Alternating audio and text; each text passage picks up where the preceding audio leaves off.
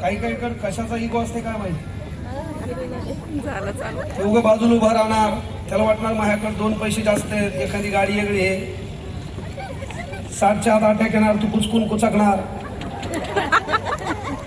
त्यामुळे विनंती, आपण समाजापेक्षा वेगळं दिसण्याचा प्रयत्न करायचा नाही है ना. कारण तुम्हाला वेगळं दिसण्यासाठी आणि तुम्ही वेगळे होतात तेव्हा तुम्ही सारखे दिसावे यासाठी एका बाप माणसानं प्रयत्न केलाय. त्या बाप माणसाचं नाव डॉक्टर बाबासाहेब आंबेडकर हे लक्षात घ्या. पण आपलं काम आहे बसायला एवढी छान व्यवस्था केलेली आहे आणि तरी आपण बसत नसाल तर याचा अर्थ काहीतरी मुळव्याचा प्रॉब्लेम असू शकतो. त्याबद्दल मी जास्त न बोललेलं बरं, मी काही डॉक्टर नाही. चला, या ठिकाणी कार्यक्रमाचे जे काही आयोजक आहेत, संयोजक आहेत, सन्माननीय महादेवजी वाघमारे, हा माणूस लक्षात घ्या, मनानं निर्मळ आहे बा. व डीएड झालेलं आहे. मला माणसं एका मिनिटात ओळखता येतात, माणसं गेम करणारे बी ओळखता येतात, गेम लावणारे बी ओळखता येतात आणि गेम करणारे बी ओळखता येतात. तो माणूस निर्मळ आहे. पण एक गोष्ट लक्षात ठेवा वाघमारे साहेब, राजकारणात लबाड माणसं लागतात. हो, राजकारण करायचं म्हणजे तुम्हाला लोकांचा गेम करता आला पाहिजे. तुम्ही जे हे ते सांगायला गेलात मग गेम आपला होतो. आपला गेम 1200 मतांनी झाला वाटते, बरोबर आहे. 1200 मतांनी गेम झालाय, ताण घेऊ नका.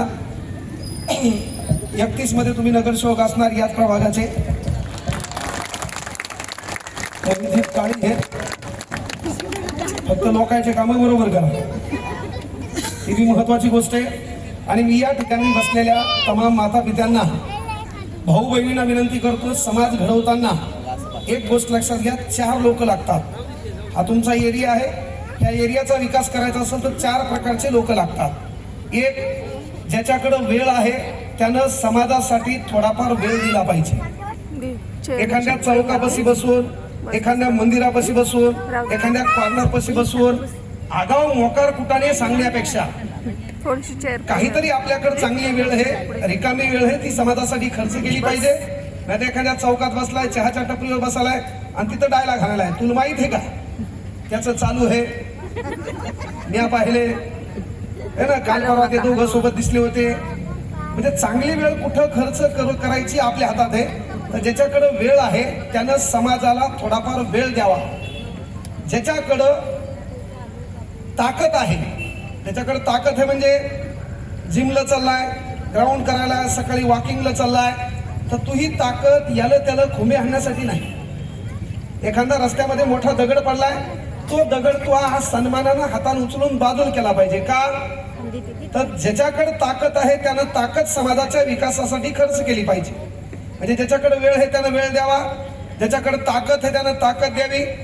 ज्याच्याकडे प्रमाणापेक्षा जास्त कमवलेला पैसा आहे, मग त्या गोरगरिबाच्या मुंढ्या मोडलेल्या असो, राजकारणात सिमेंट रोड गायब केलेला असो, कॉन्ट्रॅक्ट फील्डमध्ये गज गायब केलेले असो, नोकरीमध्ये 1 लाख पगार असून गोरगरीब शेतकऱ्याचे 500 रुपये भिकार चोटवाणी मागितलेले असो,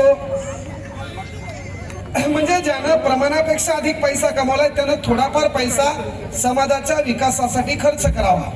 म्हणजे ज्याच्याकडे वेळ आहे त्यानं वेळ द्या, ज्याच्याकडे पैसा आहे त्यानं पैसा द्या, ज्याच्याकडे ताकद आहे त्यानं ताकद द्या, आणि ज्याच्याकडे काहीच नाही त्यानं गुमान गप राहा. पण ज्याच्याकडे काही नाही ते वळवळ करतंय आणि या तिघायची चळवळ बंद करते. हा, टाळ्या असं मरेल वाणी वाजायचं नाही. आपल्या भावकीत कोणी मेलंय का? बसल्यावर बी तानात नेमकेच गाणे झाले तरी ती ह्या चेहऱ्यावर 12 वाजले. एवढं मेकअप करून ती ह्या चेहऱ्यावर 12 वाजले असतील तर मग तू पुढच्या महिन्यात जायला पाहिजे.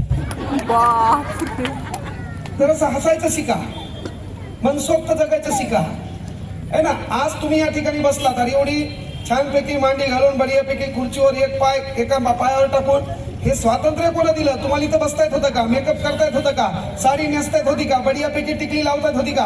पुरुषाच्या बाजूला खुर्चीवर बसता येत होतं का? एका बापानं बसण्याचं स्वातंत्र्य दिलं तर आपलं काम काय? चेहऱ्यावर स्माईल पाहिजे. आता कोणत्याच मायकाला तुम्ही बरोबर करू शकत नाही ना. आता कोणी बरोबर करू शकतं का? तुम्हाला काय शिकवलं लोकांना? ही स्त्री ही पुरुषांच्या खांद्याला खांदा लावून चालते. खांद्याला खांदा नाही, ती 5 पावलं पुढे. खांद्याला खांदा कुठे सध्या?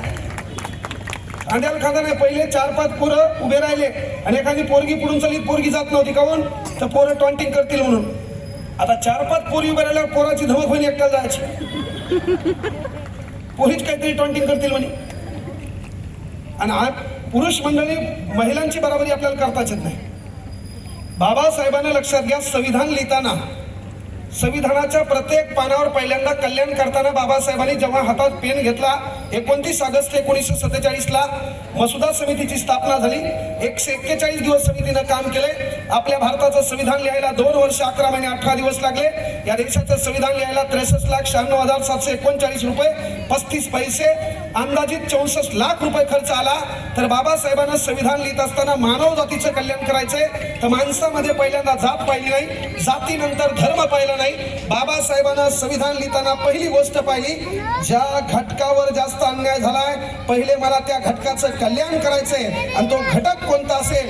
इथं बसलेली आपली माता माऊली माय, म्हणजे बाबासाहेबांना पहिलं कल्याण कोणाचं करायचं ठरवलं, महिला मंडळाचं. सध्या तुमचा नाद कोणताच मायकलाल करू शकत नाही. बाबासाहेबांना पहिलं काय काम केलं तुम्हाला तर बाबासाहेबांनी पहिल्यांदा तुम्हाला शिक्षणाचा अधिकार दिला. कोणाला? महिलेला. कोणाला शिक्षणाचा अधिकार दिला? महिलेला. मग शिक्षणाचा अधिकार कसा दिला तर 6 ते 14 वर्ष वयोगटातील विद्यार्थ्यांना मोफत आणि सक्तीचं शिक्षण द्यावं हे राज्यघटनेच्या कलम 45 मध्ये आपल्या बापानं लिहिलं. महिलांना अधिकार मिळाला. पण आता अधिकार मिळाला म्हणजे तुम्हाला शिक्षण घेत असताना जर तुमचं वय 14 पेक्षा कमी आहे तर तुमचा बाप जर तुम्हाला शिकू देत नसेल तर बाप देखील तुमचा गुन्हेगार आहे. का? 86वी घटना दुरुस्ती 2002 कलम 21 शिक्षण हा मानवाचा मूलभूत अधिकार. म्हणजे तुमचा बापही तुमचं शिक्षण रोखू शकत नाही, कारण शिक्षण घेण्याचा अधिकार तुमच्या बापाच्या बापानं दिलाय. त्या बापाचं नाव डॉक्टर बाबासाहेब आंबेडकर हे लक्षात घ्या. आणि तुम्हाला माहित आहे बाबासाहेबांना संविधान लिहिताना एक महत्वाची पाचर ठोकलेली आहे. त्यानं काय केलं, पाया खणला, पाया खोल खणला आणि नंतर सांगितलं शासन कोणाचं यो, तुम्ही भिंती कशाही बांधा, इंटेरियर कसं बी करा, रंग कोणता बी हाना, पायाला हात लावता येणार नाही. पायाला हात लावता येणार म्हणजे घटनेच्या मूलभूत गाभ्याला कोणतं सरकार हात लावू शकत नाही. त्याचं उदाहरण काल तुमच्या लक्षात आलं का? आणि मग तुम्ही डायलॉग हातात लोक संविधान बदलणार आहे, कोणताच मायकाला संविधान बदलणार नाही है ना. चंद्र सूर्य तारे असेपर्यंत एका कलमाला हात लावायचा कोणाचा अधिकार नाही. त्यामुळे लय बेजार होऊ नका. हा फक्त काही बाणगुळ तुम्हाला म्हणतील. आपल्या भारताच्या संविधान सभेमध्ये 299 सदस्य होते. आपल्या संविधान सभेमध्ये पाकिस्तान आपल्या भारताचा भाग असताना 389 सदस्य होते.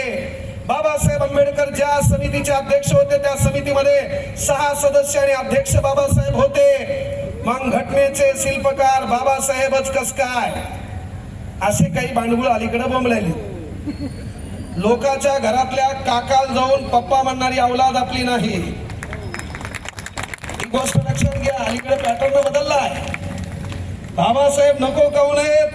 बाबासाहेबांना तुमचं आमचं जे रंगरूप बदललंय का ह्याचा ताण लोकायला, बाकी दुसरा काही ताण नाही. खेड्यापाड्यातून तुम्ही इथं आलात माणूस